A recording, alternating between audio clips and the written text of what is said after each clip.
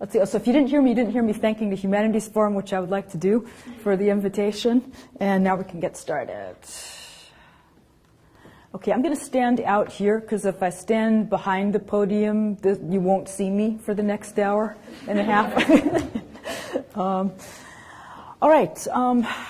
I'm interested in what thought is. That's pretty much what I've always been interested in. And I told someone the other night, I feel sort of like a dog who's got this question treed, and I'm going around the tree and barking at it from different angles.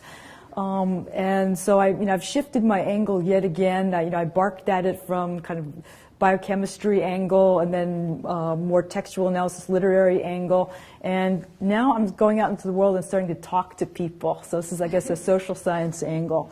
Why does this say emergence on the toilet? That's because we don't talk that much about how we think. We talk about what we think, but there are certain processes that we don't discuss.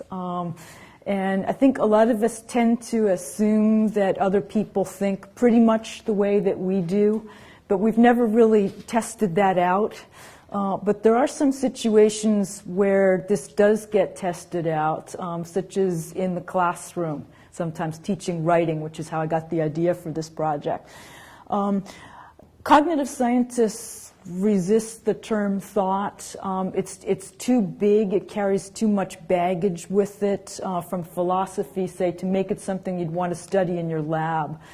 People tend to try to study something more specific, such as what happens when people rotate images in their heads, or can people match something. Thought is just too big, but that's still what I want to try to tackle, and I want to try to bring different fields together who are dealing with this question. Something that they do talk about is differences in cognitive style. Are you still having trouble hearing me? I can see some people.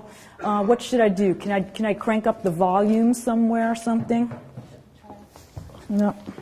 Maybe I can put this a little closer. Yeah.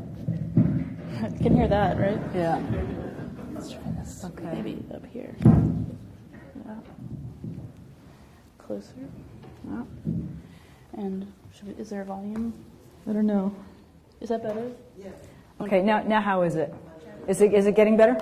Okay. So express dissatisfaction if you can't hear me at any point. Luckily some people were, and I think that may have helped. Okay, so cognitive scientists do talk about differences in cognitive style, which is kind of what I want to study. I'm interested in variations in the ways that individuals think. Is there such a thing as visual thinking? What gave me the idea for this project is teaching writing. I've been teaching writing since about 1987. And when I was taught to teach writing, people told me thought is language. And if your students say, I have great ideas, but I can't put them into words, well, maybe they don't have such great ideas. And I bought it, right? They've been teaching writing and I hadn't, and I figured they knew what they were talking about. And then, a few weeks later, I was in front of a classroom of 18-year-old engineering students. And they were telling me something very different. They felt that they were translating. To write a paper, they had to translate their thoughts into language from some other medium. And so I've been working with students from many different fields for many years now, listening to them, and that's really how I got the idea for this project of different styles in the ways people think. I have had students who say, I've got this great idea in the middle of a discussion, and they can't say what it is, but they can go up and they can draw it on the board. I had a student who spontaneously, without being invited, got up in front of the class and drew something that looked like a loaf of French bread dough being pinched in half. That was her idea. It was about how two ideas had diverged over time, and she had, I think, 3 different images in the sequence of the French bread dough being pulled apart. But she couldn't say it, but she could draw it, and then we all got it when we saw it. So I think maybe there is such a thing as a thought that's an image. For me, thinking is becoming aware of a connection. Usually, I don't think that's true necessarily for everybody else, but In me, ideas often take the form of noticing a relationship that I hadn't been aware of. All right. I wouldn't say. I'd like to mention the work of Howard Gardner, who believes that there is not intelligence, there are intelligences. In the 80s, I see a lot of people nodding. He produced a very well-known work proposing that there are different kinds of intelligence, and among the kinds that he pointed out were spatial, verbal, musical, and kinesthetic. Right? And one thing he did want to say was he didn't want to associate intelligences with senses in any way. He didn't want to call them visual or auditory because, say, a blind person can have an excellent sense of spatial mapping, even though that person can't see. So not visual, but spatial intelligence. According to Gardner, a lot of educational systems worldwide, not just in the United States, tend to emphasize verbal intelligence. They tend to privilege verbal intelligence because that's so important for politics, for social relations between people. I mean, there are reasons for that. And so to some degree, people who are very good visual thinkers have been, may not have been recognized as much as they might have been. I'm very often asked about this project, what's the relation of your project to ekphrasis and what's the relation to synesthesia? So I just wanted to lay that out at the beginning. Ekphrasis is a term for explaining pictures in words, explaining images in words. It goes back to classical times. It's important in the field of art history. That's not what I want to talk about, although it's certainly related, because that's a conscious, systematic effort to describe, sort of to translate, in a sense, an image into words. And I'm interested in difference in thought style. It's also not synesthesia. Synesthesia is perceptual. It's the mingling of senses, but it's at the perceptual level, and I'm interested more in the processing that happens after perception, although it's very difficult to say where perception ends and thought begins, of course. So how do we vary in the ways that we think? That's what really interests me. How do we get ideas? How do we develop ideas? How do we communicate ideas? What are the variations in style in the ways of doing this? And given how much we do vary, how can we manage to communicate with each other at all? Is it okay if I take questions at the end, or is this what can we? Oh, I'm blocking the screen. Oh man, I do this in class all the time. I write a big list of something on the board and then stand right in front of it and talk. Okay, so thank you. All right, next slide. Something very important that I need to stress here is that I don't want to create a dichotomy between words and images. Words and images are not opposite and mutually exclusive categories. That would never work to argue that. As soon as you start to think about it, you realize it can't be true.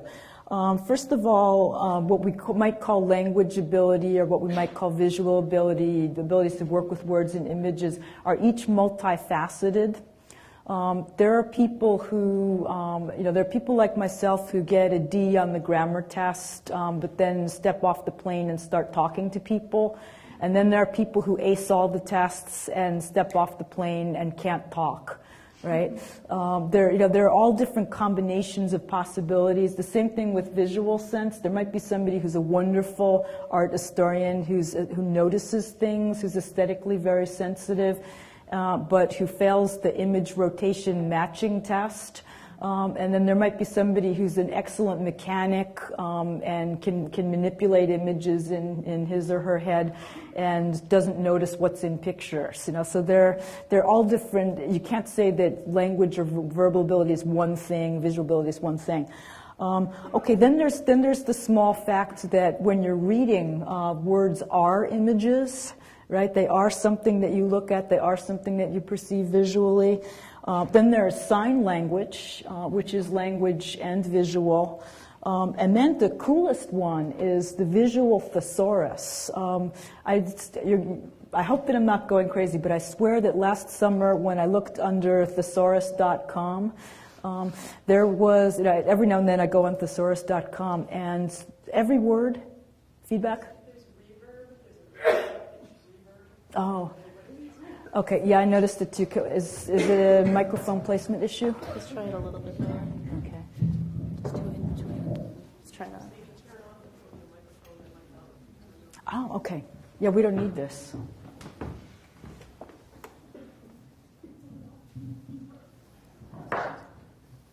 Okay, is that off now? No. I'm going to turn that off. Oh, here we go. Done here? Yeah. It's the light. Okay, let's try it. Has it improved any? Is the reverb? Okay, so maybe that was, okay, so, it just came back. What's the, is that? One of them is a webcam. One goes with the webcam. Let's try that. Okay. Now how is it? It's still bad? What would happen? Let's see if we did it closer to the mouth. Even closer. Okay. Let's try it. Is this good?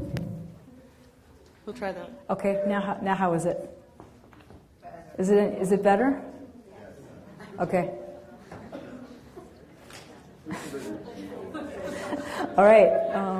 I'll try to keep talking and we'll see what happens. Is there still reverb? What would happen if we killed the house mic and I just tried talking louder? What? You should be able to. It's not a big room. Okay, we try that? Where's the switch? Okay, I'm gonna try it without the house mic. If my voice gets lighter or weaker, could you wave in back if you can't hear me? I'm just going to try to project, and we'll see how it goes. Okay, the visual thesaurus on thesaurus.com. I think it's where I left things. At the bottom of an entry for a word, let's say you look up synesthesia, right? There might be, say, 17 different meanings for it. And there's a visual representation with the word in the middle and the meanings going out at different angles. And the angle varies with the meaning of the definition, right? So a word is in the center, and all of its various meanings form a sort of little constellation around it. It's the coolest thing ever. But last time I was on thesaurus.com, it wasn't there anymore. So they may have discontinued it, but it's a shame because language can be very visual. I just got from my student, Jessica Lee, thanks to her, the Mandarin word for mouth. Ideographic languages use characters that at least schematically represent what they mean. So mouth is sort of, large open mouth. And she told me there was ko, something, the sound goes like this. So an image can be a word, so you can't, you can't distinguish words from images. I'm now going to talk about some people who have associated thought more with language than with images. W.J.T. Mitchell and Ellen Ezrock are not two of them. They are two people who've noticed this trend of associating thought more with language than with images. Mitchell has noticed that Western philosophy tends to exclude images or just push them aside and associate ideas more with language. Ezrock has focused more on literary studies, some psychological studies, but the feeling has been that the pattern they've detected is that images are associated with lower levels of thinking. I'm not saying something that's true. I'm saying that there's sort of a stereotype that has developed. That images are more like kids thinking, say, and as people grow up and become intellectuals and go to school, they're taught to suppress their imagery a little bit, and to develop their verbal abilities. So Ezrock has even gone so far as to say to some degree mental images have been banned from literary studies. to the detriment of that field. If you think about it, the reason this has happened is that there's been a feeling, if you talk about what you see when you read, you're just going to come up with a bunch of personal stuff. You'll inevitably end up talking about your grandmother, and that's very nice, but that's not sort of a rigorous intellectual study of what you're reading. And recently there's been a lot of resistance to this and say, well, why can't an image be a rigorous intellectual response to what you're reading? But I'll get to that later. Okay. So here's a wonderfully sarcastic example of people who tend to associate thought with language.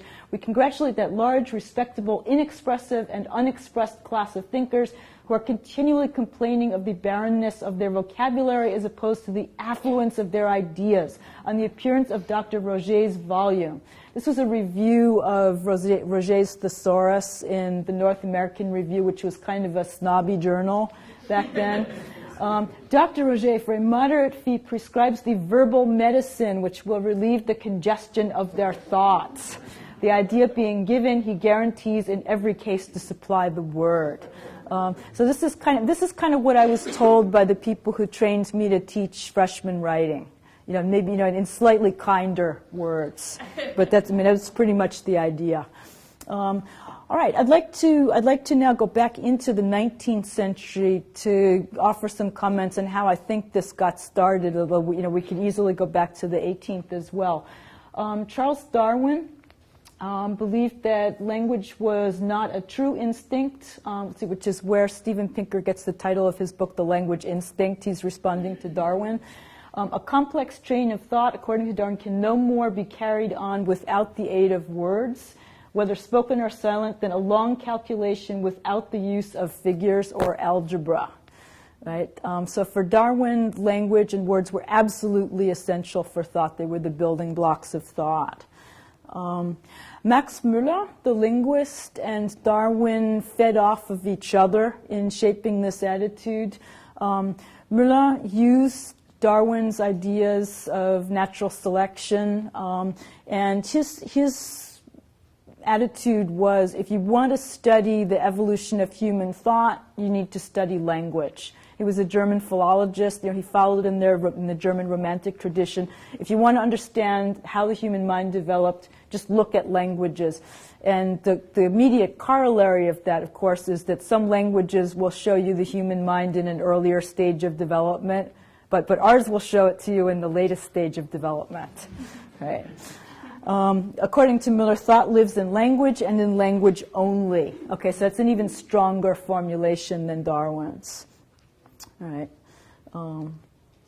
Okay, Francis Galton, Darwin's cousin, did one of the first qualitative research studies of how people might think with images. He just went around to a bunch of his friends with a questionnaire and his friends' wives, say, and asked them, say, what did your breakfast, can you tell me what your breakfast table looked like this morning? A lot of them had trouble. Because he was asking, say, other scientists, other intellectuals, and he quickly came to the conclusion that intellectual people are not terribly gifted with mental imagery, even to the point that he questioned whether adults practiced it. But then he noticed kids were good at it, and women appeared to be better than men at it. And you can probably also get, he felt that primitive peoples were better in their mental imagery than educated people. But he then, we could just dismiss him and say, oh, you're a 19th century person. But he went a step further and he said he felt that this was holding thought back. Rather than something positive, that we're being taught to suppress our mental imagery in favor of verbal thinking, he felt that this could actually hurt the development of higher thought in England.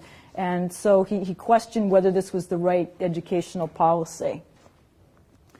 I'm sure you've heard of Benjamin Lee Whorf.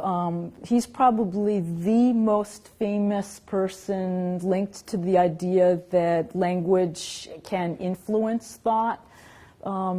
please don't think of him as the person who said that Eskimos have X number of words for snow.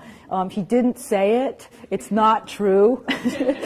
And it's a gross distortion of what he did say, which is that he believed that syntax, sort of the sentence structure, what's a subject, what's an object, what acts on what, he thought that influences the ways that people think. Rather than vocabulary, the ways that we understand. I mean, our syntax is really has all sorts of assumptions built into it about the way the world works. What's a subject? What's an object? What's an action? I mean, that carries a lot of assumptions with it. Worf was a self-taught person. Not everybody knows this. He was an MIT engineer, and he was a fire inspector. So he would work 8 hours a day, going to factories and saying, "You got to move this barrel away from this door," and then he would go home at night and he would learn Native American languages. The people who've tried to discredit him have tried to do it on these grounds. He wasn't an official, sanctioned, academic, professional linguist. He was self-taught. But he had great insights, and he knew a great deal. So I don't think that Worf can be just dismissed by any stretch of the imagination. And I should say he worked with Edward Sapir, who was a Yale linguist, who was a professional linguist. I'd also like to mention the findings of my colleague Robin Feibusch, not as famous as Worf, but a woman with very good ideas.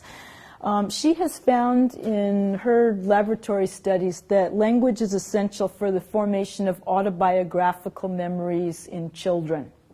Right? That children don't get, she's been finding children don't have a sense of self even, in a self that continues through time until they start using language with a certain proficiency.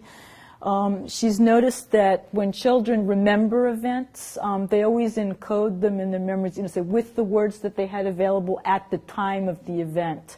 If you ask a kid to recall something in her findings, the kid will use the language that he or she had at the time that he or she learned it or experienced that event. And she believes that without language, a sense of self through time would not be possible. Okay, I'd also like to mention some anthropological studies. I think that's the category they would fall into, of some folks in the Amazon this is a culture of people who do not have words for numbers. They have words for, let's see, for one, then there's a word for something that's about two, and then there's a word that means more, kind of more than two. But there's some overlap in situations when they use these words. So 2 different groups went to study the Paraha people in the Amazon. Gordon and his group initially in 2004 found evidence that their language was shaping their thought. They would give them tasks to do. One of them was they would lay a certain number of batteries on a table, say AA batteries, and they'd seen batteries before. These were familiar objects, and they'd say, okay, I want you to put the same number of batteries on the table that I just did. And they could, depending on how many batteries it was, they did better or not so well. But they found that the Paraha especially had a hard time remembering numbers. If they couldn't see how many batteries were on the table and they had to remember how many it was, then they had more trouble. However, Frank's group got a contradictory result. They found that the Paraha, they still, whether or not they could talk about numbers, the tasks that they did, also they did some matching tasks. They had something called a nuts in the can, how many nuts are in the can. And they found that they were able to conceive of numbers whether or not they had words for them. So this is a highly disputed area in psychology, the relationship between thought and language. I also wanted to mention the work of Deirdre Gentner, who's not someone who would say that language determines thought by any means. She's at Northwestern. She challenges the hardcore claim that thought is absolutely distinct from language. She said that whatever the relationship is, it's probably more complex than that. And maybe what we can say is that language provides us with a set of tools to express ideas without absolutely determining what we can express. Right. Okay, I'd now like to shift gears a bit and talk instead about people who do not see words or language as identical with thought. I'm starting to slip back and forth when I say words and language, and I'm sure somebody's going to ask me about that. So I'll try to be conscious of it. You be conscious of it, and we can talk later about whether you can use words as synonymous with language. I'm sure that you can't. Right? Okay, so some people who said quite a while back that there's a distinction between maybe a concept or an idea and the way you can express it in words, the Cao De Qing. The way that can be spoken of is not the constant way. The name that can be named is not the constant name. So it's just a feeling that whatever we do with language when we try to express a truth or a concept is something other than that concept. Okay. Friedrich Nietzsche on truth and lie in an extra-moral sense, we're back in the 19th century again, über Wahrheit und Lüge in einem außermoralischen Sinn, said that between events in the world, between events in the world and the language that we use to talk about them lies a chain of metaphors. It's a very weak, flimsy, unstable chain of metaphors. First, you've got to get to whatever happened to your nerve impulse responding to what happened, Nervenreiz in German. Then, from a nerve impulse, he claims that there's an image, a Bild. And then between the image, there's another step which would be going to a word. That's his proposal for what's going on in a mind, and you don't necessarily have to accept that. Nietzsche was not a cognitive psychologist. But it's still a very insightful, I think, idea about what's going on. What's interesting is that he called the links metaphors. Even that he would call a nerve impulse a metaphor of what went on. It's a representation of it, which is fundamentally different from the thing that happened. So why not call that a metaphor? It's a carrying over. But the main point being that there's this enormous distinction between our ways to represent things through our language and what's actually going on out there. Bertrand Russell, in his essay on propositions, also talked about the great importance of images and really the inseparability of images from words. He says, when you think of a word, let's try it. Let's think about, bee. So close your eyes, and if I say bee, do you see anything? Did it buzz? Did it, did it have yellow and black stripes on it, or did you see something totally different? But his idea is that so thinking of language is inseparable from seeing. And any theory about language has got to take images into account. Okay, Wittgenstein studied with Russell. He's now, today, probably one of the most best-known philosophers associated with the question of relationship between thoughts and words and images. According to Wittgenstein, philosophy is a battle against the bewitchment of our intelligence by means of our language. Right, so what does that mean? Right? Okay, the bewitchment. Okay, so philosophy, but that implies if language is what's bewitching us so that we can't get our philosophy straight, that's got to mean that language is something other than the truth or what we're trying to deal with in our philosophy. So he's putting some distance. But he wouldn't say that our philosophy is image-based because the reason that language is bewitching us is that it's bringing up all these images. Right? So words and images are problematic for him. A picture held us captive, and we could not get outside it, for it lay in our language, and language seemed to repeat it inexorably. Roger N. Shepard, one of my heroes. This was the first rigorous psychological study providing evidence that mental images are real. It was part of the 1960s. Roger Shepard ran a lab at Stanford, and he was lying in bed one morning in, I think, 68. And sometime between 5 and 6 a.m., he was thinking, how can I design an experiment that'll provide evidence that people actually are seeing something, that they actually do have mental images and they're not just on acid or whatever.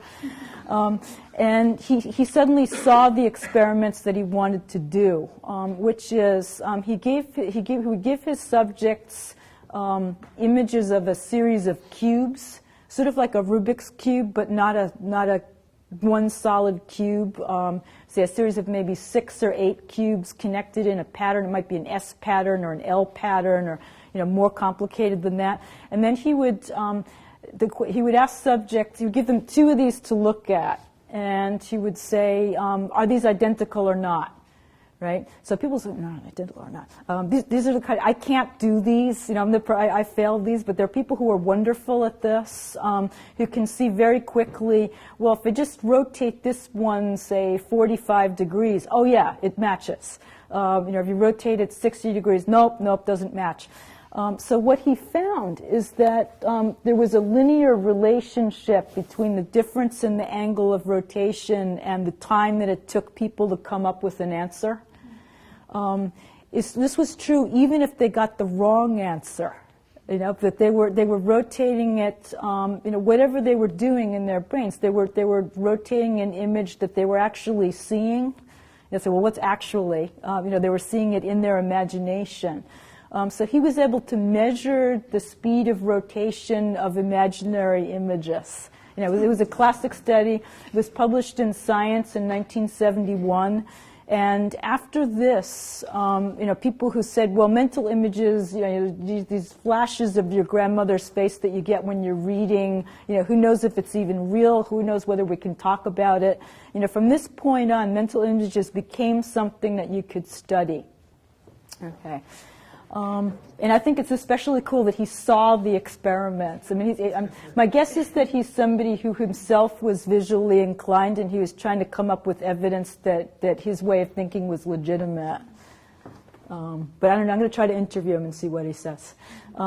Okay, another person who's provided absolutely crucial evidence that visual thinking or visual is real is Stephen Coughlin. Who with brain imaging studies has shown that the same brain areas in the visual cortex that are active when we see images, when we perceive images, are active when we are remembering images.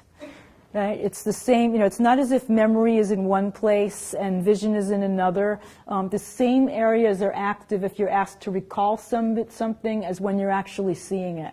Yes, it's amazing work. This is sort of mid-1990s work, and he's continuing to contribute to this area. So he felt that imagery is a basic form of cognition. So this is a confirmation of Shepard's work. I don't want to just talk about cognitive psychologists. I'd like to bring in, an art historian here, theorist of art as well as a psychologist.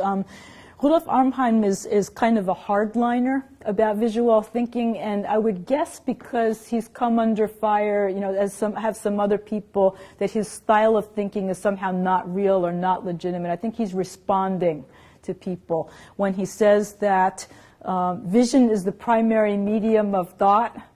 For him, it probably is, right? I don't know if that's true for everyone. And thinking in words is thoughtless thinking. So he's going as far one way, say, as Darwin did the other. But I think, it's because he's been pushed, I would guess. I think he's fighting back. Okay. Noam Chomsky has to be mentioned in any talk, I think, about the relationship between thought and words and images. Chomsky's idea, which revolutionized linguistics in the late 1950s, is that children are born with an innate capacity to learn language, not to learn a language, a particular one, but to learn any language. And he changed the focus of linguistics in that it used to be on, say, differences between languages and minute features of grammar. And after Chomsky, the focus was more on common structures in languages, which may seem very different. I mean, I do think it's possible to go too far. As somebody who has struggled desperately to learn a number of different languages, when I hear statements like, the structures of languages are fundamentally similar, I get suspicious, if there are limits to how true that can be, considering how hard I had to work to learn German. Let's see. But even Chomsky says that it's reasonably clear that there can be thought without language. He doesn't see thought and language as perfectly overlapping or synonymous, even though there's an inborn structure to acquire languages. In Eric Kandel's textbook, Principles of Neuroscience, which is the #1 textbook for teaching neuroscience in any undergraduate program nationwide. I don't know if I can say worldwide, but I mean this is one of the most respected textbooks. Steven Pinker, Nina Dronkers, and Antonio Damasio wrote the chapter on language, so it's questionable whether I can attribute these words to Kandel. But this chapter says, his chapter on language begins unproblematically. Language is often said to be inextricable from thinking, but in fact the two should be distinguished. Language, the code by which we transmit ideas, is different from the ideas themselves. So I often have fun thinking what would happen if this book were read in a philosophy class. But this is what, let's see, who takes neuroscience? Probably second or third year college students, when they pick up their textbook to tell them what language is, they're being told language and thought should be distinguished. Which is, nobody looked shocked. I know people who are just floored that a textbook could make a statement like this, but I guess you're not shocked. Steven Pinker, who wrote this chapter, is probably the biggest advocate right now that thought is distinct from words or language. He doesn't say that it's identical with images, but he just wants to do it again. He just wants to show that they're not the same thing. So language is no more a cultural invention than his upright posture. He proposes that people think in mentalese. He says this ironically. He is kind of kidding around, but he comes up with some very good sort of thought examples about why thought can't be identical with language. For example, all of these concepts that we don't have words for, such as the years between 2000 and 2010, what are they? We all know what they are, but we don't have a word for them. And he says people, you don't think in English or Chinese or Apache, you think in a language of thought. And just incidentally, in a class that I team teach with the director of neuroscience at Emory, it's called The Roots of Modern Neuroscience, the students once rose up in a great movement when I talked about this issue. Evil composition teachers who oppress you and force, and tell you that thought is language, and if yours isn't, there's something wrong with you. They all start saying, yeah. And the two students that were the biggest advocates of this position that thought and language were distinct were bilingual. One spoke Korean and English, and one spoke Gaelic and English. One was a neuroscience major, one was a math major. And they both said, are you kidding me? Who could possibly think that thought is language? But then we started grilling them, and they said, well, do you think differently when you're thinking in Korean than when you're thinking in English? Well, I don't know. But he felt that his thought was, he had thought, and depending upon who he was talking to, he'd either have to translate it into Korean or English to get it across. So that's Pinker's position. I should also mention George Lakoff and Mark Johnson. This is sort of I don't know what you would call this, the liturgy of cognitive psychology. The mind is embodied. So the mind and the body are inseparable. Thought is mainly unconscious, and abstract concepts are often metaphorical and are based on our bodily experiences. Lakoff and Johnson are best known for their book called Metaphors We Live By. And the idea is that metaphor isn't something that creative writers decorate language with. It's built into the way that we think, and it tends to reflect our bodies and our experiences with our bodies. Such as metaphors involving up tend to be more positive.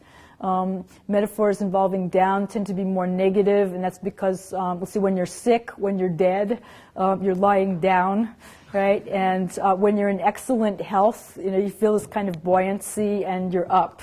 That's just one of many examples they use. But I wanted to lay that out for you also.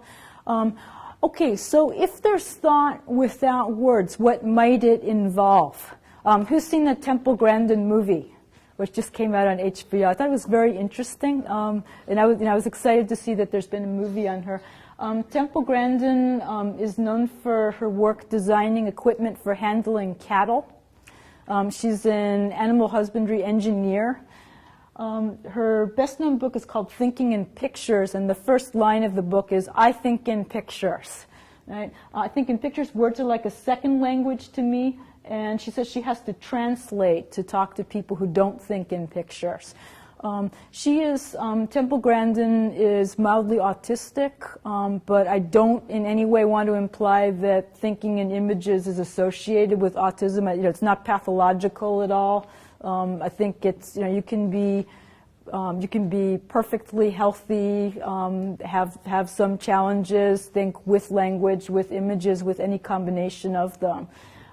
She's one of the best people at articulating what it's like to think with pictures that I've ever come across, which is ironic since she says she thinks with pictures. So she describes it very well in words. Her assertiveness is wonderful. When I invent things, I do not use language, right? She sees them. So it's nice to have a voice of somebody who can talk about that kind of thinking. All right, another one is Albert Einstein. I'm sure a lot of you have heard claims, some watered down about how he's a visual thinker. Well, what does that mean to be a visual thinker? Right? Again, I don't want to set up these categories: visual thinker, verbal thinker, and which type are you? Take the quiz. That would be my nightmare of what this project could turn into. So, not that. But this is what Einstein actually says about what it means to think with images for him. I can paraphrase it. He says, if images are drifting by in your consciousness, that's not thinking yet. Even if it's a series of them, thinking for him begins when there's an image that allows you, it connects up to several different images. It allows you to establish relationships or see a pattern among a group of images. That's the beginning of a thought for him, but it is image-based. All right, so I bring him up because I'm trying to define a little more tightly what it might mean to talk with images. Okay, Elaine Scarry has done a wonderful literary study about how you can use images to notice more in literature. She uses Stephen Koslin's work about perception and mental imaging. Scarry is someone who would like to bring studies of imagery back into literary studies. Remember I said at the beginning they had been banned largely because people didn't think you could do intellectual work on readers' images.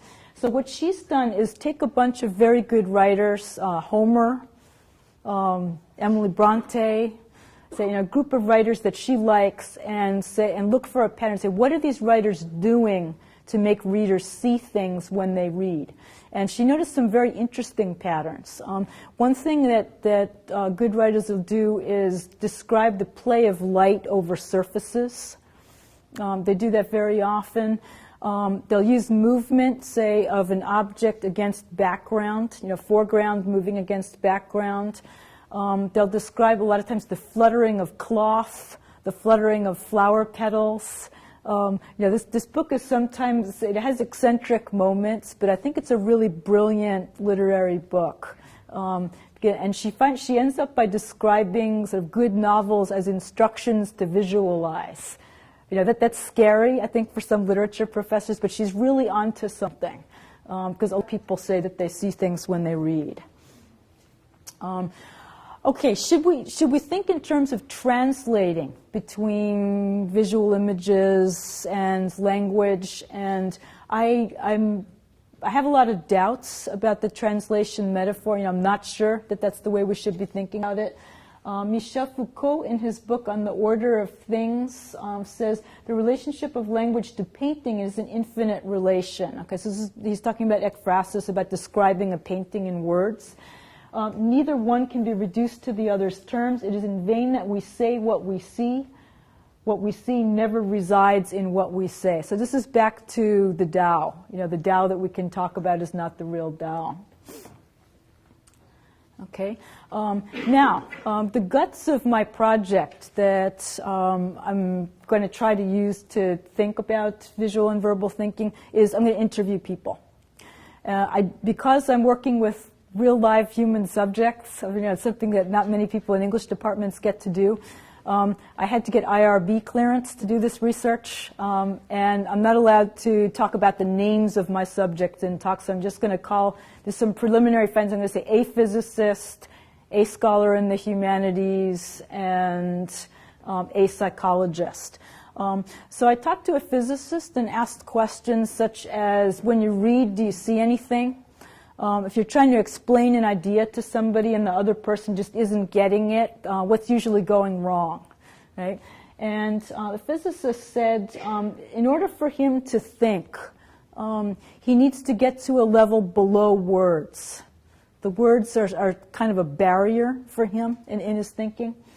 To think, you need to think in terms of processes, not things. He told me, and for him, language encourages him, it pushes him to think in terms of things rather than processes. And so to get to the roots of what's going on, he's got to get away from the language. But then once he's figured everything out, he's got to resurface, he's got to come back up and talk in terms of language again. I asked him, what does this mean, below words? This is a metaphor. And he said, well, I mean it literally. I mean it from my belly, right? Because words come from your lungs, right? He says.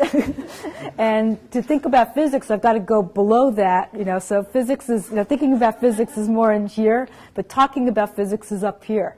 So that's pretty interesting. Huh?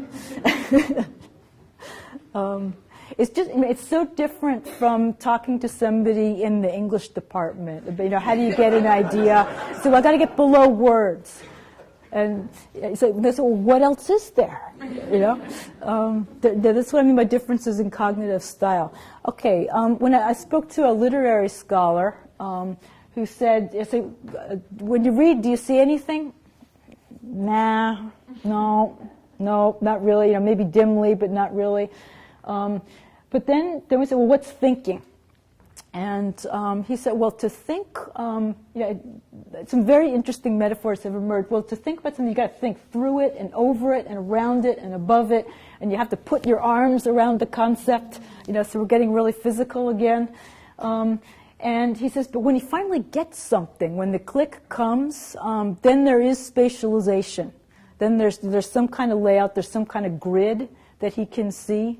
It doesn't, I don't know if that necessarily implies images. It sounds more schematic, but he's seeing some kind of arrangement when he finally understands an idea. Okay, as a psychologist that I spoke to said something different altogether. He thinks it's entirely mistaken to think about ideas as something that you get, right? You don't get, say, I get it, I don't get it, I got an idea. I think this is, what this really has a religious base, I think. How many people have seen Amadeus? Okay, no, good, enough I could do this. Do you remember the moment when Salieri gets his little melody and he says, he says, grazie Deus, right, for his little melody. I think the assumption behind this expression, to get an idea, is that God gave it to you. It's sort of like you get Christmas presents or something. You're a good boy, and you got a melody. It's very individually oriented, and the psychologist I spoke to about this thinks that thinking doesn't take place in the mind. It's a dialogue, and you get ideas when you're interacting with other people. It's a social process. It's not an individual phenomenon. It's social. It's even social if you're, say, remembering a conversation that you had with somebody. Right? Okay, I'm going to keep going. Okay, I've reached my conclusion. It is 6 p.m. I just want to advise some words of caution. I've spoken to you before about the nightmare scenario. I do not want to propose that there are visual and verbal types. My working hypothesis in this study so far is that I think we can all think with images and words, and due to whatever experiences we've had in our lives, we've been encouraged to think more with one than the other. We may also just be born better at doing one or the other. That's also possible. But I think we've gotten a lot of encouragement along the way to do one or the other. And as a result, we're currently in this moment maybe more visually or verbally inclined, but we still have to talk to each other. And what I've noticed in my teaching that I think is so harmful and so dangerous is marginalization of certain kinds of thinking. To be told, if you're told that you don't have ideas because you can't express them the way that your writing teacher wants to, that's terrible. What's going to happen to you in life? So as a writing teacher, I try to be as tolerant as I possibly can and open to the possibility that people might have ideas. They might not. But I want to do everything I can to get them out. And then another very dangerous trend is this one that's gotten completely out of control, which is talked about the left brain and the right brain. This grew out of studies of epileptics, I think, again in the 60s, where it was discovered that, yes, definitely, the left hemisphere is more associated with language than the right. fMRI studies, brain imaging studies during brain function are supporting that. However, what is language, right? For example, there's evidence that the emotional connotations of words gets more attention in the right hemisphere than in the left. And when this gets deadliest is when we start to classify people. Oh, you're more of a left brain thinker. You're more of a right brain thinker. I mean, as soon as you tell people what they are, it becomes a self-fulfilling prophecy, right? Whether you mean it as encouragement or encouragement to stay on the same path or encouragement to change, it's dangerous. So I'm absolutely against classifying. I think there might be a tendency to say, okay, visual thinkers, creative, right brain, verbal, more analytical, left brain. I reject that absolutely, and I don't think it's a healthy way to think. And then finally, this is something that blew me away once at a conference. There seems to be an idea that visual thinking is nonlinear and verbal thinking is linear, right? Not true. But it's come up in many different places. Just what I mean by that is people who are good at solving problems visually talk about the spontaneity and the efficiency of it. When you see something, you can see many elements at once.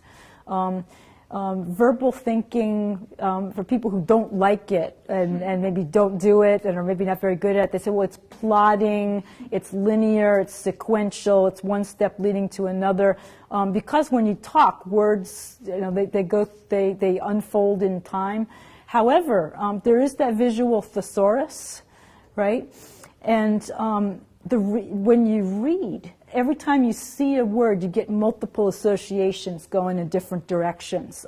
As you're reading, you're making connections to everything that just went by, to what happened 2 chapters ago. I can't imagine how anybody would call that linear. So I think that we, depending upon how we think, we experience and deal with images and words in different ways. And so what I'm aiming towards and what I'd like to promote through this work that I'm starting to do is really tolerance of different styles of thinking. And it's now 5 after 6, and that's what I had to say.